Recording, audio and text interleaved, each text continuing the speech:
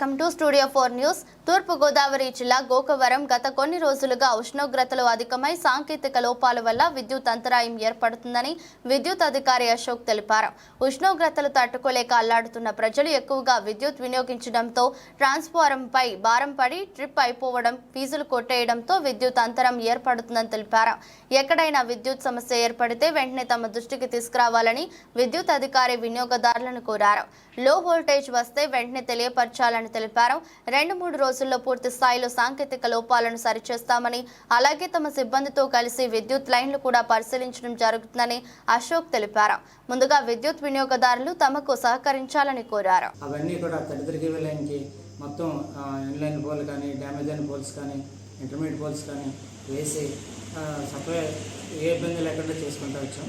అయితే కొద్దిగా బావాజీపేట ఏరియా దగ్గరలో, వేర్లంకపల్లి దగ్గరలో ఉన్న చెరువుల్లో అప్పుడు బాగా నీరు ఉండటం వల్ల దగ్గర ఒక 5-6 పోల్స్ చేయలేకపోయాం.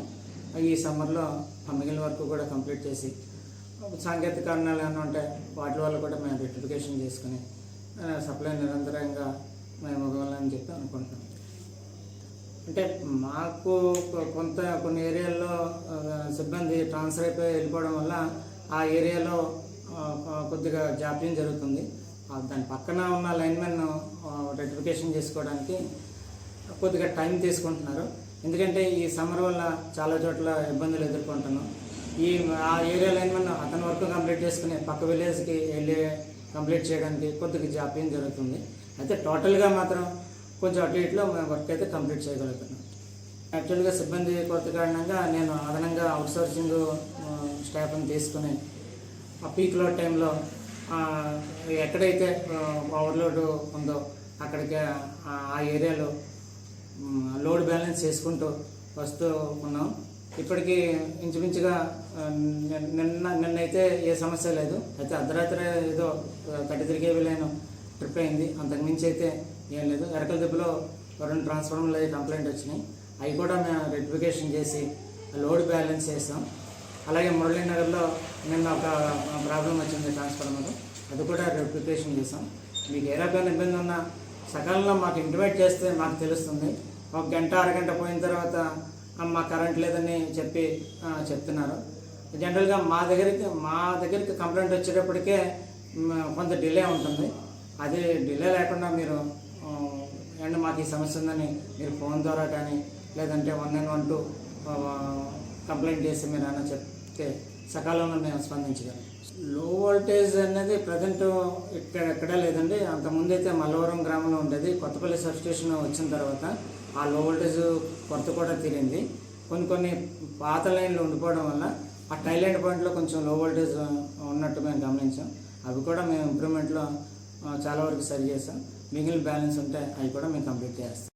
వేడి ఉష్ణోగ్రతల వల్ల పగలు రాత్రి వాతావరణం వేడిగా ఉండటం వల్ల మా ట్రాన్స్ఫార్మర్లు వేడెక్కడం, తర్వాత కన్జ్యూమర్స్ వినియోగదారులు విద్యుత్తుని ఎక్కువగా ఉపయోగించడం, మొత్తం అందరూ ఏసీలు వాడకం వల్ల జనరల్గా ట్రాన్స్ఫార్మర్ మీద ఓవర్లోడ్ అయ్యి కెపాసిటీ మించి వాడడం వల్ల సెక్షన్స్ పోవడం జరుగుతుంది. అయినప్పటికీ కూడా ట్రాన్స్ఫార్మర్ మీద ఉన్న లోడ్ బ్యాలెన్స్ చేసుకుని వినియోగదారులకి ఇబ్బంది లేకుండా మా సిబ్బంది అంతా కూడా చక్కగా చేసుకుంటూ వస్తున్నారు. అయితే గత 3 రోజులుగా రాత్రిపూట సప్లై బ్రేక్ అవుతుంది. జస్ట్ మాకు వచ్చే ఇన్కమింగ్ సప్లై బ్రేక్ అవుతుంది. అది కొద్దిగా సాంకేతిక కారణాల వల్ల ఇలా జరుగుతుంది. అదేంటనేది మేము ఈరోజు రేపట్లో రెక్టిఫికేషన్ చేసి నిరంతరంగా సప్లై ఇవ్వగలమని చెప్పి ఆల్రెడీ చాలా మటుకు లోడ్లు తగ్గిపోతాయి. వేడి వాతావరణం తగ్గిపోతుంది కాబట్టి జనరల్గా లోడ్ తగ్గిపోయి ట్రాన్స్ఫార్మర్ ఉన్న లోడ్ కంటే కూడా తక్కువగానే వాడతారు వినియోగదారులు. ఈ వర్షాకాలం నిమిత్తం మేము సమ్మర్లోనే ట్రీ బ్రాంచ్ ట్రిమ్మింగ్ చేయడం అనేది, అలా కరెంట్ లైన్ మీద ఉన్న ట్రీ బ్రాంచెస్ కట్ చేయడం, ఇటువంటి ఇవన్నీ కూడా మేము ఇప్పటికే కంప్లీట్ చేస్తున్నాం.